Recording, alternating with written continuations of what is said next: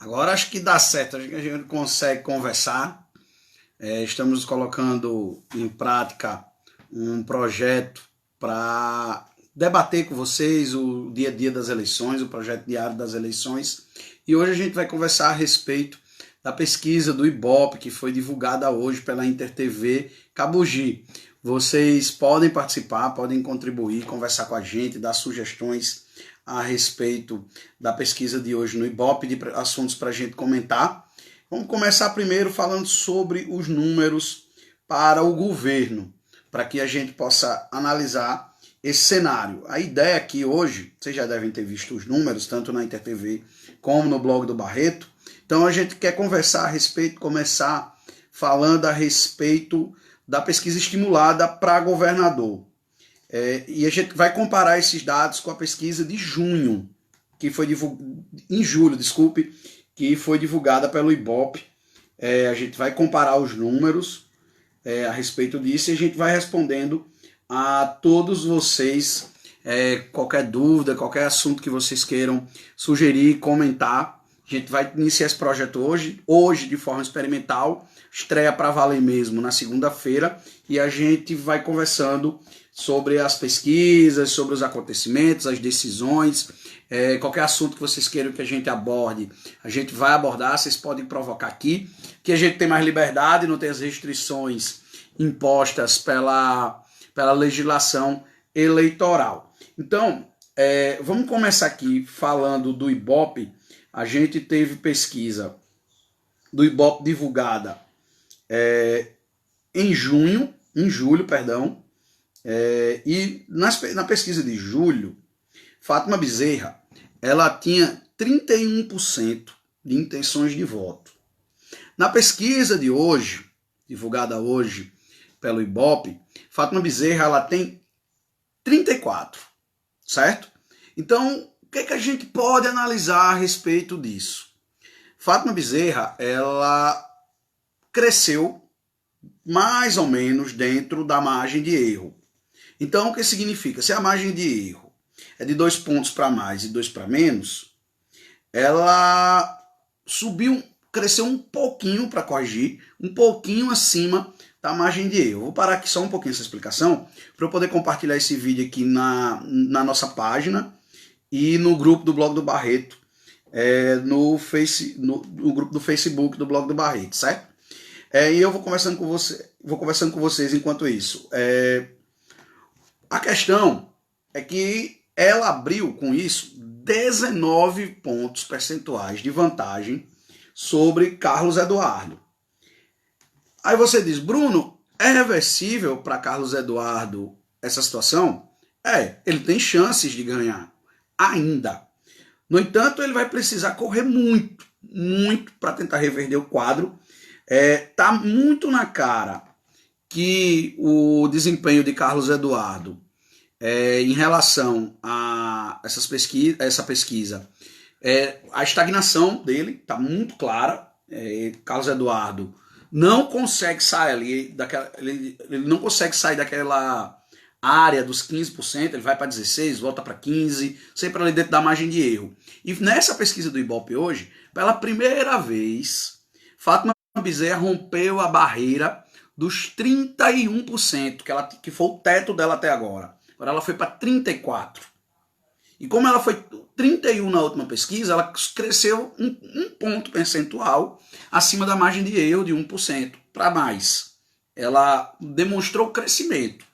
Pequeno, mas demonstrou crescimento. Enquanto seus adversários estão estagnados. Veja, na pesquisa de julho, Carlos Eduardo tinha no Ibope 15%. E ele continua com os mesmos 15%. E Robson Faria, que na pesquisa de hoje ele apresentou 8%, na pesquisa anterior ele tinha 9%. Aí você diz, Robson Faria caiu? Não. A pesquisa tem margem de erro de 2 pontos percentuais para mais e 2 para menos. Então ele oscilou negativamente dentro da margem de erro. A pesquisa do Ibope está um pouco diferente das demais em relação aos 3 principais candidatos. Os demais estão no mesmo patamar, mas ela está um pouco diferente, porque ela mostra Fátima Bezerra com um percentual maior. Mas se você for reparar, as pesquisas do Instituto Certos e do Instituto Consult, a dos Certos de julho, Carlos Eduardo tinha 16%. Nada Certos, ele tinha 15%. Então, os números são muito parecidos. E também em relação a Robson Faria, os números também são muito parecidos. Quem tem um número um pouco diferente é Fátima Bezerra, que na consulta de julho, ela apareceu com 26. Na consulta de agosto, Fátima Bezerra já apareceu com 28. Então, você vê uma diferença maior no Ibope para Fátima Bezerra. É aí que está residindo a diferença. Com relação ao Senado, a gente vai falar do Senado daqui a pouco, é que a gente vê os números um pouco mais diferentes também em relação ao Ibope. Eu vou olhar aqui as participações. Estão pedindo aqui para eu botar o celular na horizontal. O problema é que eu tô com o celular aqui, que se eu mexer, vai ficar errado. Eu tô com um tripézinho aqui que ainda não está resolvendo o problema aqui para mim. Agradecer aqui, viu? A sugestão de Dorian Jorge Freire Neto de um grande jornalista que foi Dorian Jorge Freire, Neide Carlos está pedindo para ajeitar o celular. Tá certo. Tem que ajeitar. Agora eu não sei como é que a gente faz aqui para inverter. Espera aí. Opa. Para inverter o celular. Gente, vai ter que continuar assim, viu? Com o celular errado. Quando eu for deixar para fixo, a gente corrige isso aí. Então é esse o cenário para o governo. A gente tem um cenário em que indica a vitória de Fátima. É um cenário que hoje daria primeiro turno, quando se você fosse computar os votos válidos, porque a soma dos demais não está muito próximo dos 34% de Fátima. Então ela indica que ela tem chance de vencer no primeiro turno. A gente precisa só ver como vai ser esse processo. É um cenário complicado. Se vocês escutarem latido de cachorro aqui, é porque aqui é cheio de cachorro, viu? Aqui em casa. Agradecer aqui, mandar um abraço para Arthur Maurício, está dizendo que eu sou o grande jornalista de Mossoró. E Edinalva Bezerra está dizendo que o que importa é assistir. Gente, vamos focar aqui no conteúdo, a gente depois vê essa questão do celular. Realmente tá torto, é matutagem minha aqui, eu não sei. Sou meio atrapalhado com essas coisas. Então, para o Senado, o quadro é um pouco diferente. Por quê? Porque os institutos locais têm sempre colocado um equilíbrio maior entre os candidatos ao Senado. E aí o que aconteceu? Nesta pesquisa, Garibaldi, que tinha em julho entre 22 e 26, Garibaldi agora tem, para o Senado, um número já ruim para ele, porque ele caiu abaixo da margem de erro, já fora da margem de erro. Garibaldi caiu, só para eu olhar o número aqui que eu ainda não decorei, Garibaldi caiu de 24% para 21% no Senado. Então, se antes ele tinha entre 22% e 26%, agora Garibaldi tem entre 19% e 23%. Repare, ele caiu um pouco, mas caiu. Quem despencou, quem acompanha o Meio Dia Mossoró, quem lê o blog, sabe que eu já vinha explicando que na medida que as pessoas fossem conhecendo o lugar político de Geraldo Mello, ele ia cair. E o que é que aconteceu? Geraldo Mello, que tinha 22% na pesquisa de julho, Geraldo Mello agora no Ibope tem 14%. Geraldo Mello caiu 8 pontos percentuais. Vocês verem o tamanho do estrago. Em julho, Geraldo Mello tinha entre 20% e 24%. Agora, Geraldo Mello tem entre 16% e 12%. Então ele caiu demais na intenção de voto. Por quê? Porque agora as pessoas sabem que Geraldo Melo não é o candidato do Grupo Alves. Ele é o candidato de Robinson Faria. E aí as pessoas conseguem diferenciar essa situação. E quem fica no prejuízo é o candidato tucano. Agora todo mundo deve estar esperando que eu fale a respeito de Capitão Stevenson. Capitão Stevenson, como eu já esperava, cresceu. E cresceu bem. Capitão Stevenson, na pesquisa passada do Ibope, ele tinha 19%. Então, em julho, Capitão Stevenson tinha entre 21% e 17%. Agora ele tem 23%. Então, o Capitão Stevenson tem entre 25% e 21%. Então, ele cresceu fora da margem de erro. Repare, na pesquisa anterior, o máximo que ele poderia ir era até 21%. Agora ele tem 23%.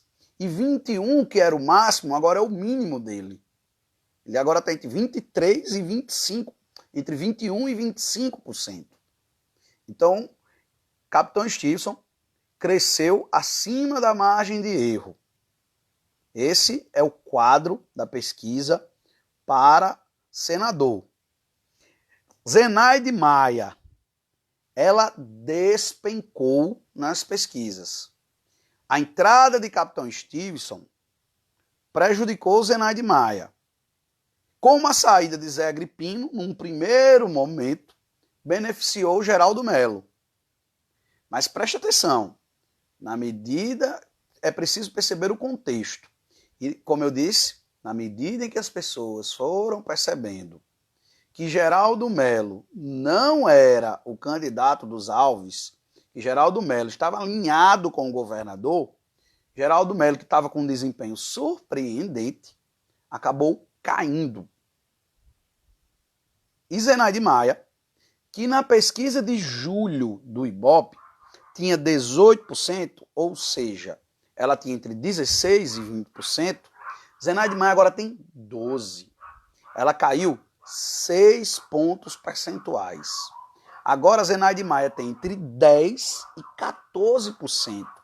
Veja, o mínimo dela, o máximo dela hoje, não alcança a pontuação da pesquisa passada, que foi 18%. Então o Zenaide caiu demais na medida em que foi chegando o período eleitoral. E eu tinha dito antes que chamava a atenção o mau desempenho de Zenaide, porque ela estava sempre empatada tecnicamente de Garibaldi e Agripino. Ela não conseguia se desgarrar. Ela chegou numa pesquisa da Consulta a dar uma desgarrada dos dois. Mas repare que durou pouco. E a entrada de Stevenson prejudicou a candidatura de Zenaide Maia. Vamos olhar aqui as participações. Mandar um abraço aqui para a NB Silva, está dizendo que é Fátima 13, governadora. Arthur Maurício. Bruno, comenta a recomendação da ONU a respeito do ex-presidente Lula, se possível. Olha, os petistas estão fazendo uma festa muito grande com a recomendação da ONU para que os direitos políticos de Lula sejam restabelecidos. O governo federal já explicou que não é obrigado a cumprir essa decisão. E, além disso, quem vai ter que decidir se cumpre ou não a recomendação da ONU é a Justiça. O governo brasileiro, a Justiça brasileira, é obrigada a cumprir essa decisão? Não. Mas ela pode sofrer algumas sanções. Agora, a gente não pode imaginar que isso vai ter um efeito prático. Por quê? Porque as sanções que um governo faz quando não cumpre esse tipo de recomendação são apenas simbólicas. E a própria ONU deixa muito claro que não tem certeza se Lula é inocente. Ela apenas recomenda até que ele seja julgado até o final. Então tem essa questão. Edinalva, diz que está dando para ver bem, que o que importa é assistir. Tá certo então, Ednalva? Então ficou muito claro essa questão de Lula. Tem mais assuntos que a gente pode tratar hoje. A gente tinha noticiado mais cedo, no blog, em primeira mão, que o vereador Manuel Bezerra de Maria tinha se colocado, não ia mais apoiar Jorge do Rosário, estava caminhando para voltar e seguir a orientação do grupo político dele, do grupo da prefeita Rosalba Ciarline. E não fazia o menor sentido um vereador da base governista apoiar um líder da oposição a esse governo. Não tinha o menor sentido, não tinha lógica. E agora ele vai seguir, como sempre fez, a orientação palaciana. Nas minhas contas aí, Larissa Rosado vai ter algo em torno de 10 vereadores apoiando ela. Beto Rosado deve ter algo em torno, deve ter 11. E por que Larissa vai ter 10? Beto vai ter 12. A base governista tem 13 vereadores. Tem mais novidades sobre isso aí que a gente está checando. A base governista tem 13 vereadores. Desses 13, 10 devem apoiar Larissa, pelo menos. E desses 13, 11 devem apoiar 12 devem apoiar Beto Rosado. Quem não vai apoiar Larissa dos governistas? Isabel Montenegro, porque ela tem um problema pessoal com a vereadora Sandra Rosado, mãe de Larissa. E quem não vai também apoiar Larissa é Flávio Tácito, porque ele é candidato a deputado estadual e, logicamente, ele não vai apoiar a concorrente. Então, só corrigindo, não vai ter 11 vereadores apoiando ela, pelo menos, se todos seguirem a orientação do Palácio. Isabel Montenegro deve apoiar Hermano Moraes, que é o candidato ligado a Henrique, ela segue a orientação de Henrique Garibaldi, ele é o candidato preferencial do grupo, então ela deve apoiar o candidato Hermano Moraes. Voltando aqui para a pesquisa, para a gente arrematar esse assunto, o Instituto Certos, ele também avaliou a popularidade do governador Robinson Faria. Robinson é o candidato, um candidato que tem uma rejeição de 59%. É uma rejeição muito alta de Robinson Faria. Seguido de Carlos Eduardo, que tem 17% de rejeição, e Fátima Bezerra, 14%. Breno Queiroga, que é um novato em disputas estaduais, ele tem 7% de rejeição, Dário Barbosa, 6%, Erol Bezerra, 6%, professor Carlos Alberto, 5%, Freitas Júnior, 5%, não sabem, 18%, 1% poderia votar em todos. Repare, a rejeição de Robinson puxa quem tiver com ele para baixo. Esse é um cenário muito delineado para o governador. Quem estiver com ele vai se dar mal. Então, esses são os números da pesquisa do Ibope. A gente tem outros dados, o governador está com a desaprovação de 72%. É uma desaprovação muito alta. É uma desaprovação que inviabiliza a reeleição dele. Não é por acaso que Robinson Faria ele não consegue ultrapassar 10% de aprovação, de intenção de votos na candidatura dele. É muito difícil. Na lógica, na recomendação dos grandes estudiosos dos quadros eleitorais, candidato do governo tem que partir com pelo menos 25% de intenção de voto para ser competitivo. E o cenário está muito ruim para o governador por conta disso, porque ele tem uma desaprovação muito alta. A aprovação dele no Ibope é de apenas 13%. Então é muito pouco. Tem aqui meu amigo Kleber Silveira. Bruno, algum candidato nanico pode dificultar o crescimento de Carlos Eduardo? Olha, Kleber, não creio que algum candidato nanico venha a complicar a vida de Carlos Eduardo. Não enxergo assim. Eu enxergo que a situação para os nanicos não é boa. Tem um candidato ali intermediário entre ser nanico e não ser, que é Breno Queiroga, que ele está num partido mediano. Tem vários partidos pequenos apoiando ele, então ele está com uma estruturazinha um pouco melhor do que os concorrentes, entre os menores. Mas a campanha, Kleber, vai girar em torno desse pelotão aí de frente. Carlos Eduardo, Robinson e Fátima Bezerra. Eu estava olhando aqui, antes de passar os números das espontâneas, vejam um detalhe interessante a respeito disso. Fátima Bezerra tem uma vantagem de 19% sobre Carlos Eduardo. Olhe que curioso. Carlos Eduardo tem uma vantagem de 7% em cima de Robinson. Olhe, Carlos Eduardo está mais perto de Robinson do que de Fátima Bezerra.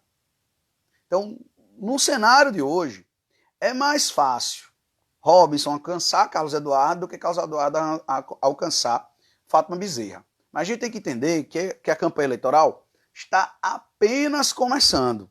Então pode haver reversão. Eu nunca vi alguém partir na largada com 19% e ser ultrapassado. Ah, mas Garibaldi tinha uma vantagem muito grande sobre Vilma.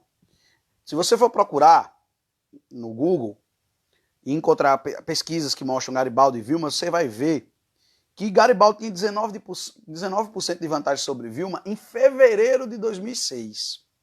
E ao longo do semestre, na pré-campanha, Vilma foi tirando a diferença. Agora tem um outro ponto que é interessante dessa pesquisa. Em julho, quando foi realizada a pesquisa, a primeira pesquisa do Ibope, Carlos Eduardo estava com 15%. E foi logo depois Carlos Eduardo receber oficialmente o apoio de Rosalba Ciarline, indicando o filho Cadu como vice. Repare, Carlos Eduardo está no mesmo canto. Ou seja, segundo o Ibope, o apoio de Rosalba a Carlos Eduardo não surtiu efeito. Vai ser assim até o final da campanha? O tempo dirá. Mas neste primeiro mês, Carlos Eduardo veio a 3 eventos em Mossoró. E esses 3 eventos que marcaram, incluindo o de hoje, que marcaram a parceria política com a prefeita Rosalba Ciarline, não houve avanço. Ele não cresceu, ele não conseguiu ser puxado pela prefeita de Mossoró. Esse é um dado interessante. Tem aqui outro dado muito curioso que diz respeito à pesquisa espontânea. Fátima Bezerra na espontânea ela tem 20%. Carlos Eduardo tem 9%. Robinson Faria tem 5%. Professor Carlos Alberto 1%. Outros 2%. Branco nulo 36%. Não sabe, não respondeu 27%. Quem acompanha o Meio-Dia Mossoró sabe que eu venho dizendo, o eleitor fica dizendo que vai anular o voto, que vai votar em branco, que nenhum presta, mas quando vai chegando perto da eleição, ele começa a ficar menos arredio. Ele começa a se definir. E a tendência é que essa questão dos nulos, dos brancos, isso aí vai se diluindo. Ah, o eleitor está revoltado com a política. Tá. Ah, mas esse ano pode ser diferente. Pode. Inclusive, pode ser diferente no ponto de vista do eleitor ter um pouquinho a mais de rejeição aos candidatos, ter um pouquinho mais de voto nulo. Pode ser que tenha nessa eleição. Mas, tradicionalmente, começa assim. Ah, mas teve o Amazonas, teve o Tocantins. Tem que observar alguns pontos. No Amazonas e no Tocantins foram eleições suplementares, eleições solteiras. Vocês lembram em 2014, quando teve a eleição suplementar em Mossoró para prefeito? Vocês repararam que Larissa Rosado perdeu 37 mil votos e que Silveira praticamente teve a votação de Cláudia Regina? Prestem atenção nisso. Aqueles 37 mil votos de Larissa se misturaram com alguns votos de Cláudia Regina e alguns votos de Larissa foram para Silveira. Mas se você for olhar olhando o grosso, foram 37 mil votos que caminharam para nulo e branco, porque os Janicos tiveram praticamente a mesma votação. Então, é preciso lembrar disso. Quando a eleição é solteira, a abstenção é maior. E isso aconteceu lá no Amazonas e no Tocantins. Então a gente precisa ter um pouquinho de calma. São realidades diferentes. Eleição solteira tem um outro viés, as pessoas encaram de uma outra forma. Tem uma pergunta aqui de Cléia Ginaldo. Bruno, até que ponto Robson, tendo a máquina pública em mãos, vai ajudar ele na campanha? Cléia Ginaldo, a situação de Robson, a máquina já ajudou ele. E eu entendo que a máquina já cumpriu o papel dela em relação ao governador. Por quê? Porque ele conseguiu, com a máquina, montar o maior palanque. Ele conseguiu o maior tempo de TV. A máquina vai garantir isso a Robson. Nada além disso. Porque quando o candidato está desaprovado, a máquina não empurra. A gente tem uma ilusão de que a máquina pública resolve tudo. Se a máquina pública resolvesse tudo, Francisco José Júnior ainda era prefeito de Mossoró, porque ele tinha uma aliança com 16 partidos. Então a máquina ela é importante, ela tem um peso significativo na eleição e a gente precisa entender até que ponto ela influencia. Há uma mística de que a máquina ela atropela. Mas em eleição de prefeito, em eleição de governador, não. Lembre-se, Rosalba Ciarline tinha a máquina pública em 2014, queria disputar a reeleição, mas ela não tinha a máquina partidária, quem tinha era Zé Agripino. E o que aconteceu? Rosalba não conseguiu ser candidata, mesmo com a máquina pública na mão. Ela foi rejeitada pelo partido. Então é preciso ter sempre esse cuidado de entender o que é o papel da máquina pública numa campanha. Ela ajuda, é importante, mas é até um determinado ponto que ela tem essa influência. Então, também é um aspecto que as pessoas precisam observar. A gente vai aqui para a rejeição do governador e a gente observa que junta todos os candidatos e não dá a rejeição de Robson. Se fosse num sentido inverso, essa rejeição aqui fosse voto, Robson Faria, essa altura do campeonato, estava eleito. E não é bem assim. O cenário para ele é muito complicado por conta dessa desaprovação gritante. Então, pessoal, agradecer aí. Se alguém tiver mais alguma pergunta, faça. Agradecer a vocês por ter acompanhado a live. Mandar um abraço aí para Márcio Cândido, mandar um abraço para Dailton Júnior, para Márcia Oliveira também, agradecer pelas participações. Dinalva também agradecer. Neide Carlos, Cacá Silva, Alda Reis, minha esposa, Yanara Brasil também, que está de olho aí, acompanhando a nossa live.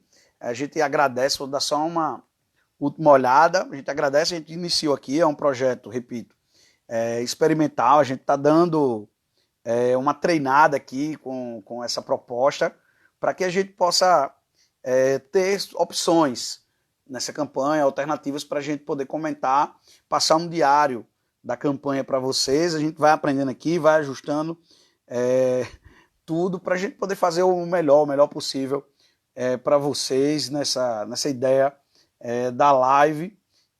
Mandar um abraço também para Wesley Carvalho, Plínio Samuel também, agradecer também a participação. Tem Justino Júnior, que está acompanhando também, de olho na nossa live. E dizer que a gente, a partir de segunda-feira, a gente testou hoje, já vi que vai dar certo, muitas participações, muita gente acompanhando. Então a gente vai tentar ir, pelo menos todos os dias da semana, entre 8 e 9 horas, fazer uma live para bater um papo com vocês sobre o dia da campanha. E vocês podem perguntar, participar. Hoje foi só em caráter experimental. A gente vem na segunda bem mais organizado. Então um abraço, a gente vai fazer isso durante pretende fazer isso durante toda a campanha. A gente vai tirando dúvidas e trocando uma ideia sobre essas eleições. Um abraço e até segunda no meio-dia, Mossoró, e também aqui na live. Mas vocês podem acompanhar nosso trabalho no blog do Barreto, que vai atualizando ao longo do final de semana. Até lá!